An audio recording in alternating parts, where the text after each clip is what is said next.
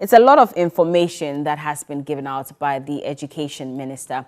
And we do have some final year tertiary students here. And so they'll share their thoughts with us on how prepared they are in terms of going back to school. It's COVID-19 360. We'll be back.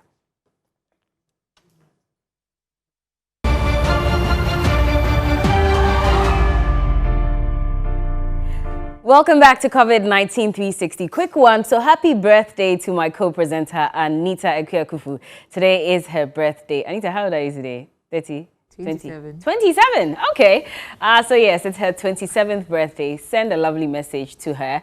And Charlie, allow cash out is important. But God bless you so much. Anyway, so going straight to my students, we have students from Ashesi University, from the University of Ghana, and also from GIMPA. Now, for other students from other tertiary institutions, you can also join us via social media. We're talking about the directive by the president to have final year students go back to school starting from the 15th of June. And so I have Amtu Akumfi Ameya. He's in, he is a level 300 student, but it's good he's here from University of Ghana. Florence Adepa Asante is also a level 300 student from GIMPA. Then we have Joshua Nitaki SL.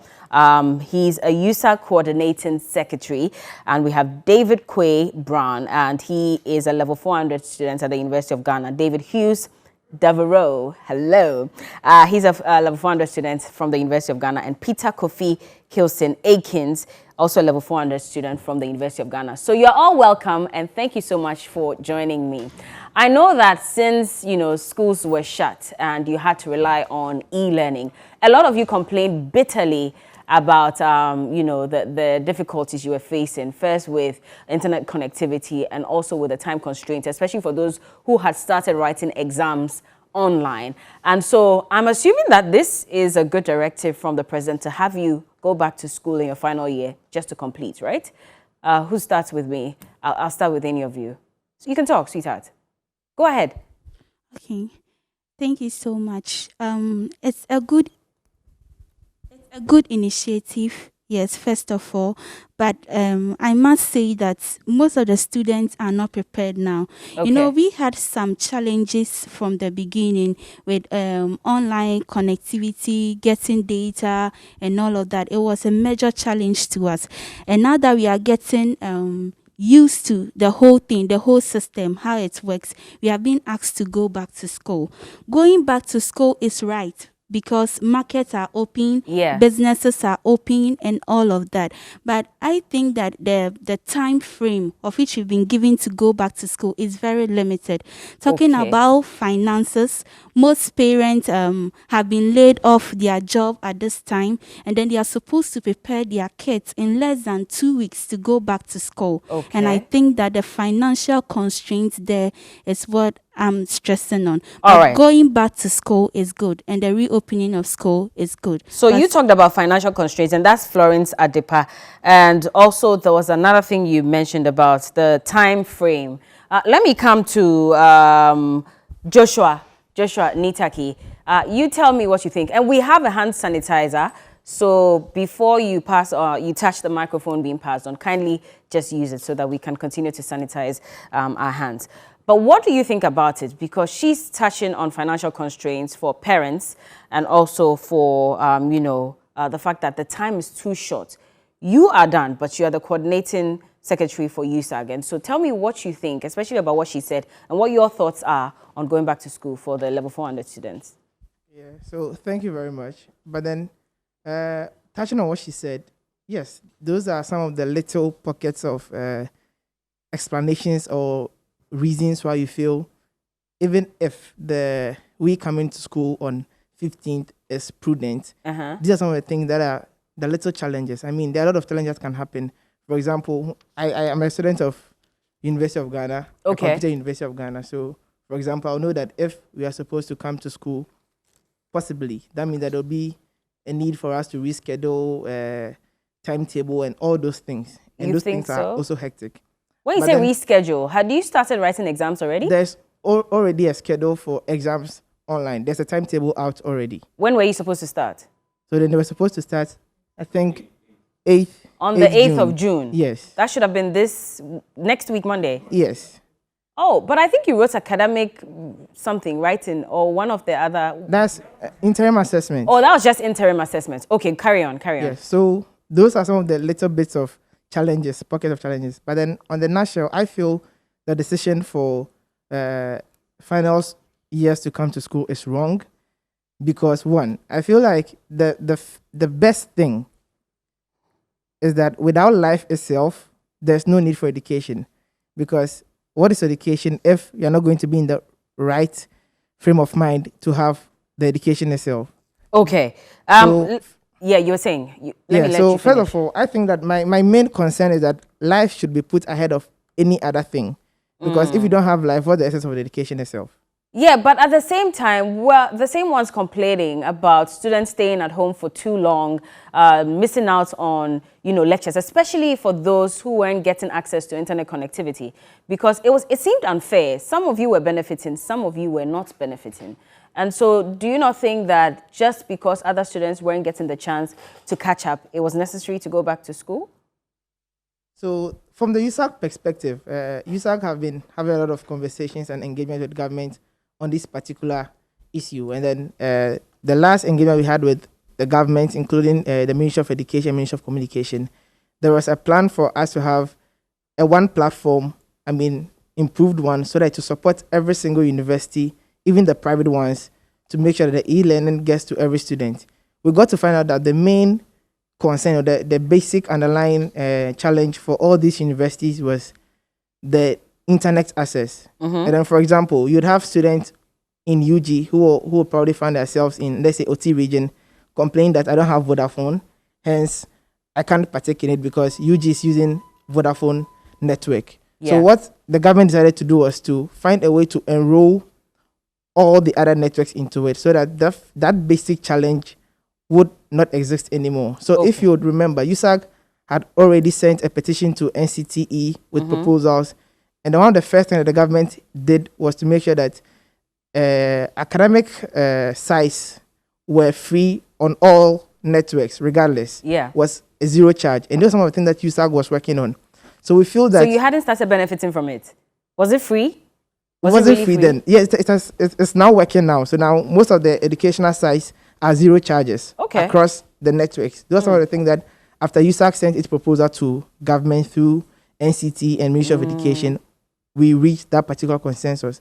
So we're still on that particular trend to make sure that we have a very modified platform, online platform that all students can enjoy. Okay. So we feel that the call for final year students to come to school is wrong because it puts every single person in danger. Okay. Even the non-teaching staffs and even the teaching staffs, because you never know who is coming from. And let's say just a scenario, one person level 400 guests is suspected to have a COVID-19 case. That means that particular student and that whole class are supposed to be put in isolation or quarantined. Bear in mind that these people in these classes might also be in different halls of residence. Yeah. That means that every person that each of them has come into contact with would also Could have to also- go through that 2 weeks. So in the nutshell, you get to find out that if only one level 400 student gets it, it's going to be very likely that the whole school would have to still come to a halt for 2 weeks for all of those things to be done before the school continues. And that Yeah. means that it will be null and void because the reason for you coming to school is for you to have that education and also write the exams. So if we are going to have these kind of instances, then it's better we just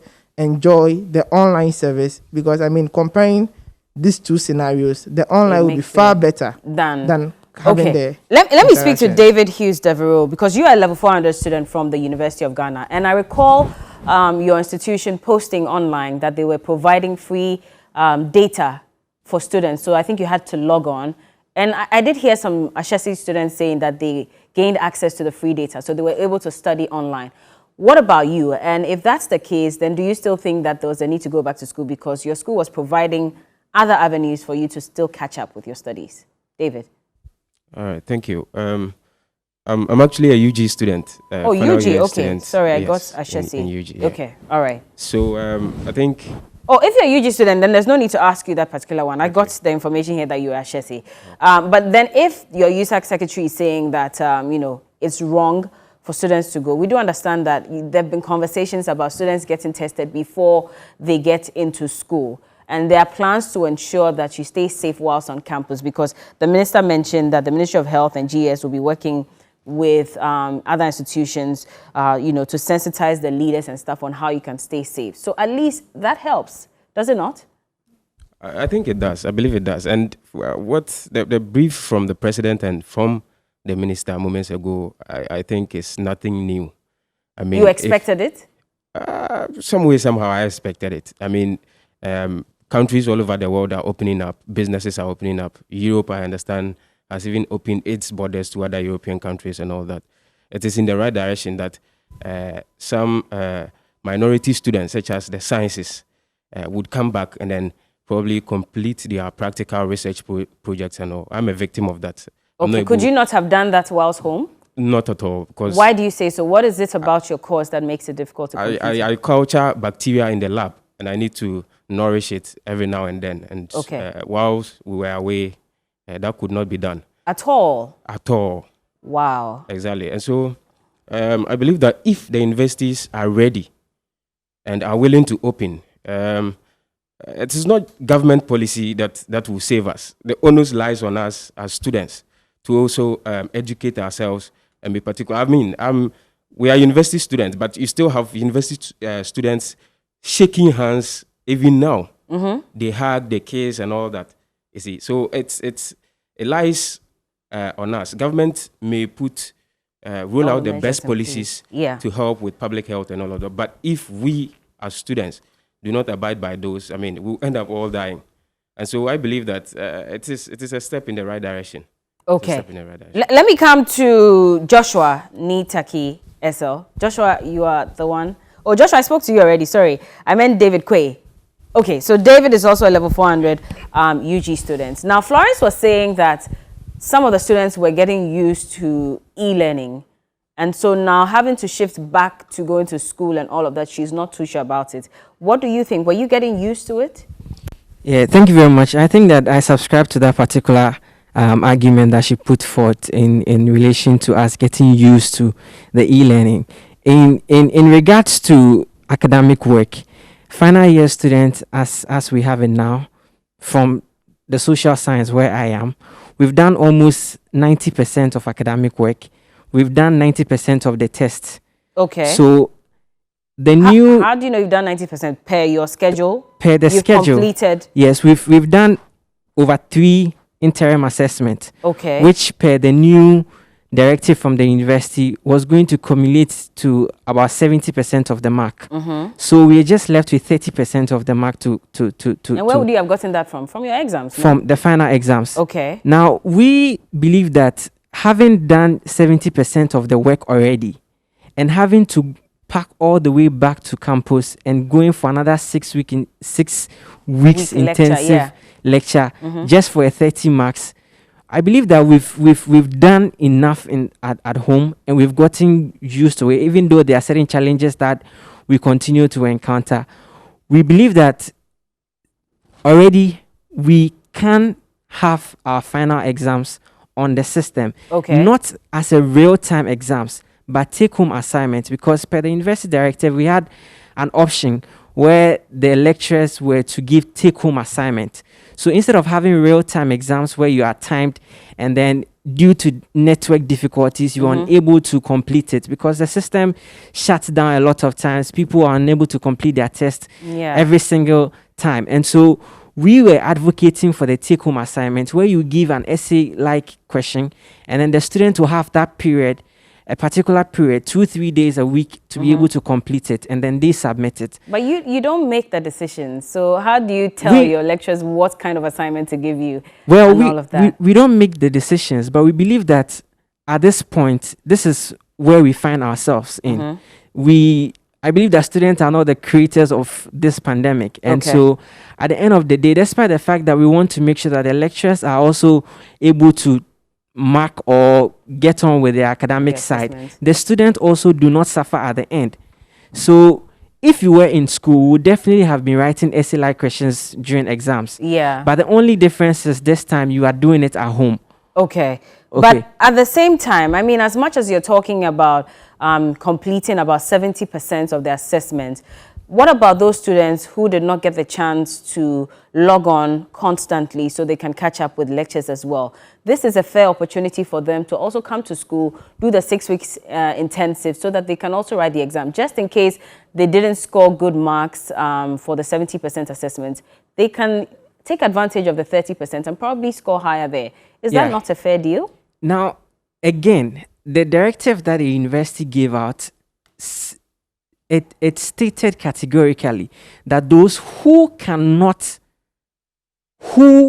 would not be able to have access to the online system can have an external period where they will report to school and then go for some weeks and then they write exams. This was a directive given to all students? Yes, it was part of, in the University of Ghana, I mean. That's what I mean. So students at the University of Ghana? Yes, at the University of Ghana. There was an option for those who cannot enroll on the online platform to return back to school for a period. When was this directive given? It was part of the entire directive that was given after the whole pandemic erupted. Okay. So it was part of the directive. So this was even before you started complaining about internet connectivity challenges and all that? This came after the complaint had gotten to a higher stake. So there was heightened distress from students that they couldn't do this system because of the internet challenges that we face. And so the university proposed that, okay, if you can't do it online, then we have another modality for you that you will report back to school and then you'll be able to take this few weeks and then you can write the exam. So I believe that this is already existing.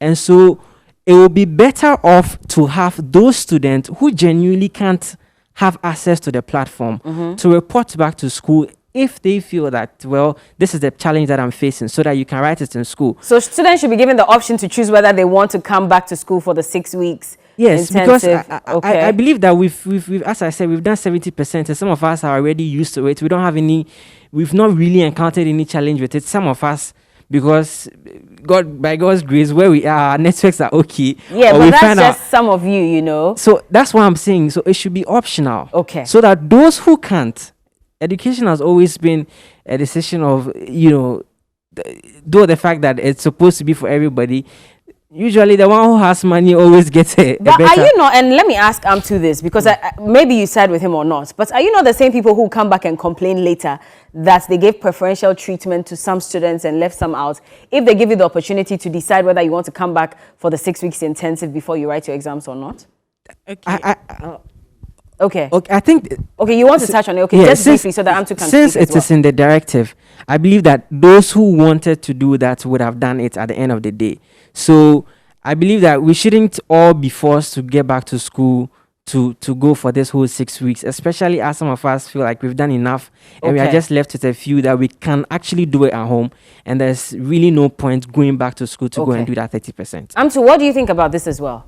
Okay, thank you. So should I say I'm on both sides, because like David was saying, some people haven't encountered a major challenge, but that doesn't also mean that the very few who have encountered that challenge shouldn't be attended to.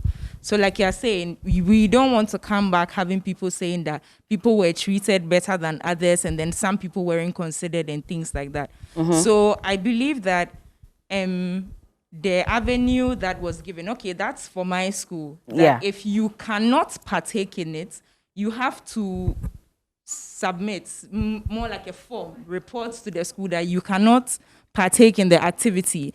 Then you be given like a time outside when is better, a time outside where you can go back to school and take part in the activity. So that way we know that we are catering for everybody. So the people who think they are okay, they are not facing network challenges and anything of the sort, they can still be home and do it.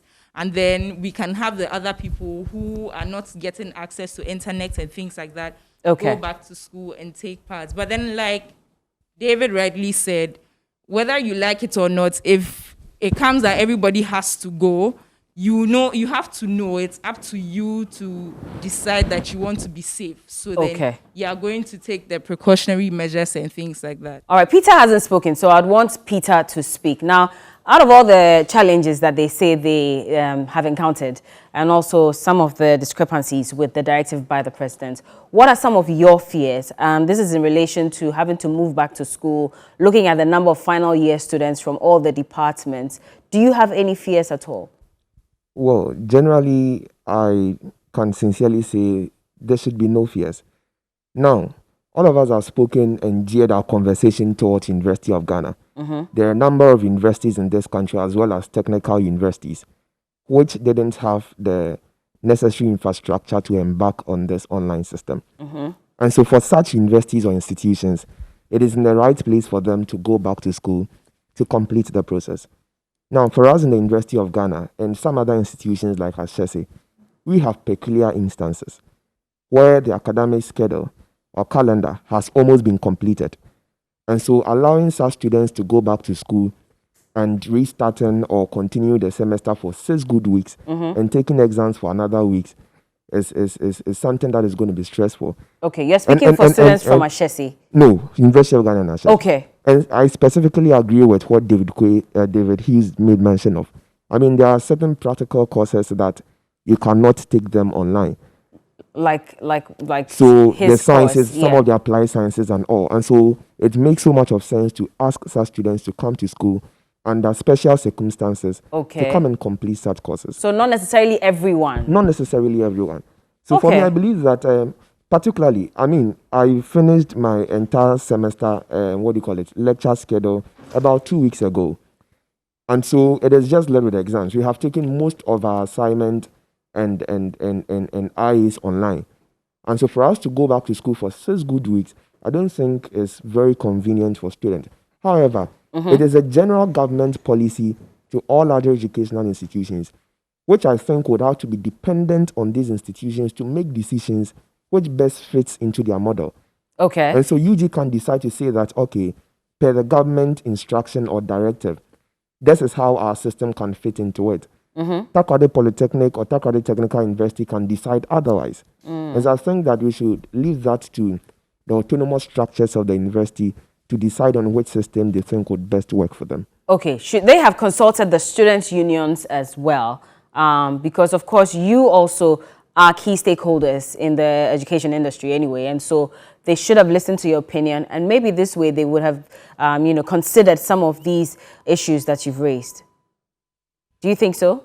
Yeah, generally, I think NUGS have been fairly and extensively consulted on such issues. Okay. Yeah, and NUGS have given their opinion about it. However, Were they, included in the stakeholder meeting yeah, exactly. before the president's directive? I think it's so clear. I think weeks ago they visited the president at the Flagstaff House. USAG have engaged ministries and other stakeholders extensively on the reopening of school.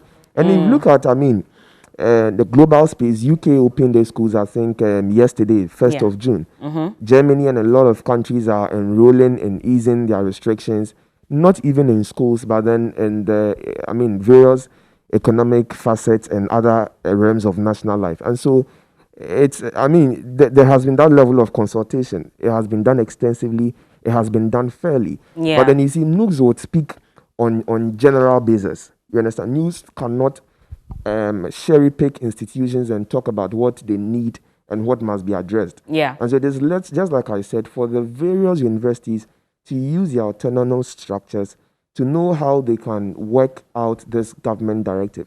And so for me, I don't think that it will be so fair for University of Ghana to take up a 6-week course and allow all final year students to get back to school, especially when the school made a suggestion to students that cannot enroll on this online period that you have 3 weeks after everything to come to school to do an intensive, teaching and learning exercise. For some special students, For not some everyone. special students. Yeah. So just like David Quay was saying, this is nothing new for the University of Ghana. And then what of the other universities which do not have such infrastructure in place to realize their academic, goals? Okay. Yes. So that is the worry. And I don't think it's a wrong call by government to ask schools to go back. I sincerely don't think it's a wrong call. Life must move on. Yeah. We cannot use a COVID excuse and say that because one person is going to be infected, we should close down schools. We might be losing a lot. The student, all of us know that when the mind is down, you are not able to really consume Yes. what you have studied. Over time, when the home environment is not so convenient and flexible for the teaching and learning exercise, it is good to put students back to the academic space where they can do the teaching and learning proper.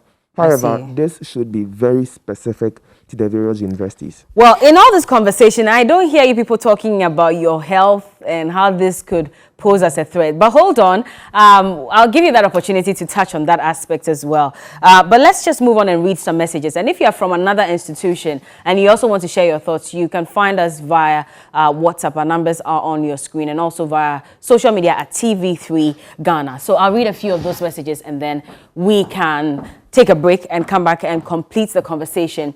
And so, quick one. So this one says, I want to say a happy birthday to my beloved son, Ibrahim Sumaila. Okay, he's 1 year old. Thank you very much. This is from his mom and dad. Now, good morning. Please help me find out from the education minister whether remedial classes that are training students for the private BECE WASSCE 2020 can also resume. Thank you. I may have missed out on this particular briefing. That's if he touched on it, because I believe there was a question about it. But I'll get you that information later. So far, they didn't say anything about we, the private candidates for WASSCE 2020. Okay. Good morning to you, Bella. Please, I want to know if remedial students who are to write an OBDEC this year are also part of those who will be resuming. I'm Martin from Kaswa. Please, we are not ready to go to school. They should let us go somewhere in September. You didn't tell us because the directive is for only final year students. I'm not getting an indication of what level you are. So if you can let us know. This is Boston, and he says, I think we're not ready for school. Okay. I'm Nanajua, a final year SHS student. We, the final year students going to school, are not. Well, we think the final year students going to school will not help. It's rather going to increase the spread of coronavirus. We can't afford losing more lives and contracting the deadly disease. Both the day students and boarders are at risk. Okay. Please, can there be social distancing between students' exercise books and the teachers? Okay. Good morning. Truth be told, UCC is going to stress us when we go, and it's so sad. It's so sad. I'm Kweku Slade. Please, the school is not like we don't. Well, the school, it's not like we don't want to go. Okay, because of the case, my mom said I should not go. But what do you do if you miss out on your final assessment? I'm God Boy from Academy. I don't think it would be good for us to go to school because they think we're matured. But we behave different when we're with friends in school. Dining, Saturday vibes, etc. I don't think we can put on nose masks for hours. Good morning, I'm Enoch from Dakuman. From my view, I think government made a rush in opening schools, and now I'm not even ready to go back during this era of COVID-19. Well, we will manage. Hello, Bella. I'm Francis, a final year student in a private tertiary institution going to write GBCE and ABCE. I want to know how long it will take for us to be in school before writing our final year exams. Well, from every indication, it looks as if schools will be allowed to do 6 weeks intensive course before the final exams. I can't say same for you in particular, but I'm sure you'll get the updates eventually. Good morning. Please, I think JHS 3-2 should resume on 15 so that we can have enough time to learn and interact with our teachers. My name is Etonam Akpa. Well, he says that if all your arrangements are in place as an institution, you can start reopening from the 15th. Hi, good morning. The nursing and midwifery students are known to complete school in September. Are they supposed to spend 6 weeks on campus before they complete? Del from Takrade. Interesting question. I don't have an answer to that. We'll see if we can get a rep from the Education Ministry to answer some of these questions. Good morning, Bella. I'm Atia Maxwell from Garu. I need some clarification on final year students of College of Education. The Ministry of Education is not clear on whether final year diploma or degree students will reopen on the 15th. Well, I don't know about College of Education because he said all institutions that are not under the Ministry of Education can reopen. However, institutions under Ministry of Education, I'm not sure can reopen. And so you have to find out from your institution if there's any plan for that. Good morning. There should be mass testing for final year students returning to school to ensure that at the very least, there wouldn't be an importation of the virus to campus. That way, if there will be monitoring in the interim, it will be on an assured foundation of initial safety. And that's Solomon Omane Mensah, University of Ghana. Okay. Hello, Bella. The minister did not mention what will happen to junior high school final students who were in the boarding house. My brother wants to know from Efia Kumasi. I think he did talk about boarding houses operating for JHS and for SHS as well. Please, can you confirm to me concerning the final year distance students, whether they are part of reopening, especially UCC, College of Distance Education? This is Joe from Elembele. Interesting questions, I must say. And like I said we'll try and get the authorities to answer some of these questions. At the moment, we're speaking to students to find out what their thoughts are on the reopening of schools for final year students. And so we'll come back and talk more about the health and what they think about that as well. Keep watching this COVID-19 360.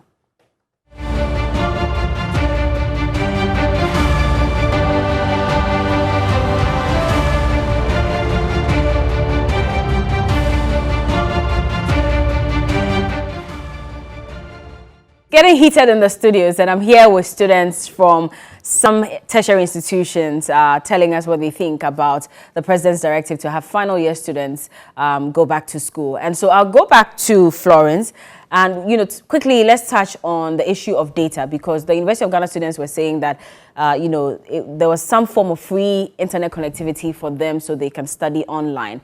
Was it the same with GIMPA? No, please. Okay. We were not provided with any free internet data. We as GIMPA students buy our own data, and that is one major challenge for now. And then they were talking about they having options to choose from. Let's say you can come back in 3 weeks' time to have an extensive class and before you write your exam. But we don't have all of that. But because of our limited number, for example, my class, for instance, we are just 16. So what our lecturers do is that they come to our level. They are not being so strict on what we should do and what we shouldn't do. They come to our level, they communicate with us all the time. Will WhatsApp be okay for you? Will Zoom be okay for you? Which medium will be best for you? That is one thing I should applaud my department for the patience our lecturers have for us in terms of that. But those free data and code that other tertiary institutions are enjoying, didn't benefit we from do it. Not have that. All right, Joshua, back to you, because you were talking about the issue of discrimination. I need you to explain that. I wasn't getting you clearly. Okay, so then first of all, I'd like to make it clear that this is not a stand of USAG. This is a personal This is your stand. personal stand. Yes, because I know that at the moment I'm the USAG coordinating secretary. Is it for everything you said so far on the show, or for just I mean, this? that's why when I was making the initial submissions, I used the pronoun we to get to know that that's the stand of the union on that particular directive. But then this is a personal Go stance ahead. on this particular thing. So then I'm arguing from another point of discrimination in the sense that I believe that there's nothing like a final year exit exams, on emphasis on the word exit, for any degree. Because at the long run, your degree is an accumulation of your exams right from level 100 to 400. So I mean that I know that my fellow Legonite to make arguments of the grade weight of their levels. I mean, if I'm level 100 and 200, the grade weight is 1. If I'm 300 and 400, it's 2. But then you should all bear in mind that the degree is just an accumulation of whatever exam you're going to write. So the level 300 second semester exams is as equally important to him or her as the same thing with the level 400, who is also coming to write the level second semester exams.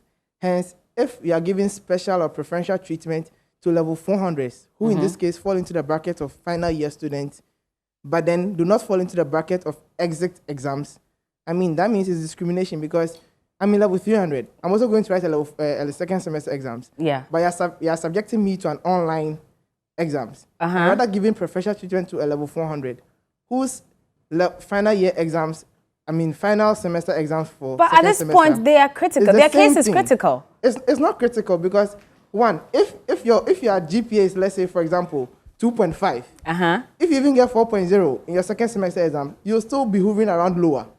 And that would do nothing to your degree. Well, a miracle could happen.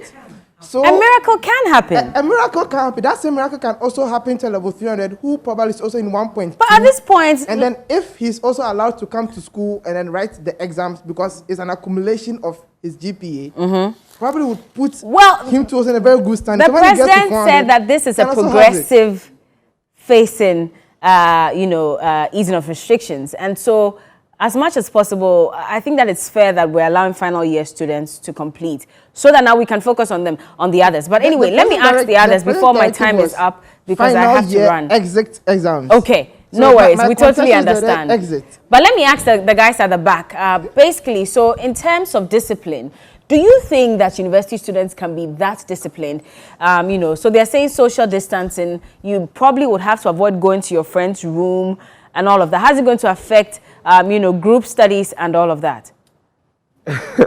Well, Bella, interesting. I think the university stage is a stage where people are more conscious and far aware of what they have to do and what they do not have to do.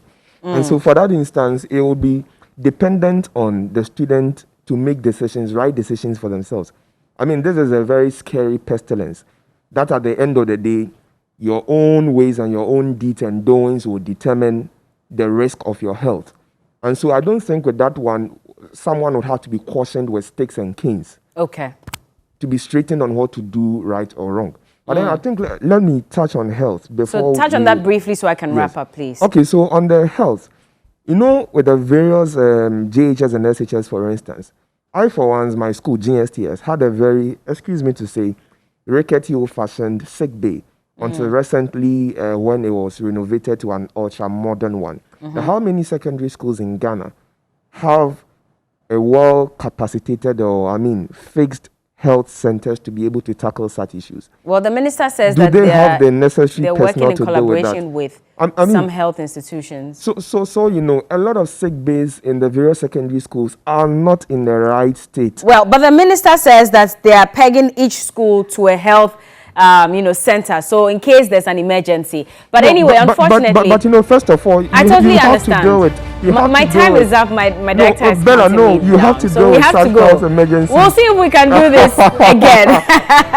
But thank you all so much. I'm Tua Kumfia Mayao, Florence Adepa Asante, Joshua Nitaki, David Kwe, David Hughes Devereaux, and Peter Kofi Kilson Akins. Thank you all so much for joining us on it. We couldn't exhaust it all, but we hope to continue hopefully later. So this has been COVID-19 360. Thank you for watching, and we'll be back tomorrow, same time.